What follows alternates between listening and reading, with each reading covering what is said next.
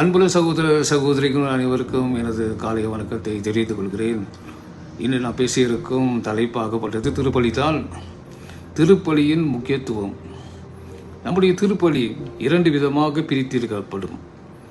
முதல் பகுதியில் வார்த்தை வழிபாடு, 2வது பகுதியில் நற்கருணை வழிபாடு. இரண்டுமே முக்கியம்.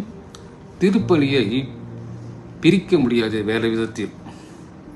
இது ரெண்டும் சேர்ந்து ஒரே திருப்பலி தான். ஆரம்பத்திலேருந்து கடைசி வரைக்கும் ஒரே திருப்பலி.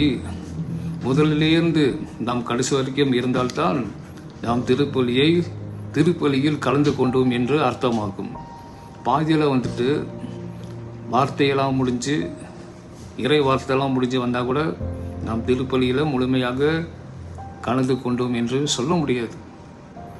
கடைசி வரைக்கும் இருக்கிறோம். ஆகவே முதலில் இந்த வார்த்தையை கேட்கிறோம். கடவுள் நம் ஆண்டவர் இயேசு கிறிஸ்து வார்த்தை வழியாக நம்மிடம் வருகிறார்.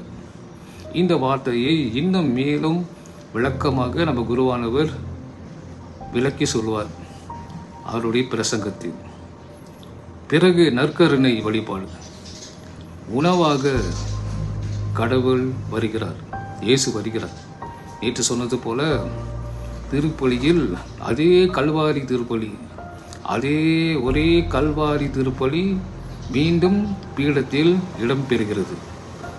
இதான் உண்மை. பிறகு இயேசு நமக்கு உணவாக வருகிறார்.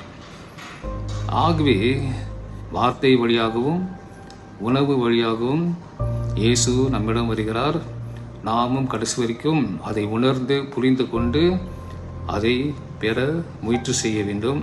நம்முடைய கவனத்தை சிதறடிக்காமல் நம்முடைய நோக்கம், கவனம் எல்லாம் பீடத்தின் மீது இருக்க வேண்டும், இயேசுவின் மீது இருக்க வேண்டும். அப்போ இது ஒரு ஆன்மீக பயணம். ஆரம்பத்திலேருந்து கடைசி வரைக்கும் நாம் ஒரு பயணம் மேற்கொள்கிறோம். இறைவனோடு பாவ மன்னிப்பெல்லாம் பெற்று பிறகு வார்த்தையை கேட்டு இறைவனை நாம் நற்கருணை வழியாக பெறுகிறோம். இன்று நான் சொல்ல விரும்புவது, சரி, நற்கருணை வழியாக இறைவன் வருகிறார், வார்த்தை வழியாக இறைவன் வருகிறார். பெற்றுக்கொண்ட பிறகு இறைவனோடு ஒரு ஐக்கிய உறவில் இருக்கிறோம். உண்மையாக விசுவாசத்தோடு பெறும்போது உண்மையான ஐக்கிய உறவில் நாம் இருக்கிறோம். ஆகவே இந்த ஐக்கிய உறவில் பெற்றுக்கொண்ட வார்த்தையையும் நற்கருணையும் பெற்றுக்கொண்ட பிறகு நாம் உலகுக்கு செல்ல வேண்டும்.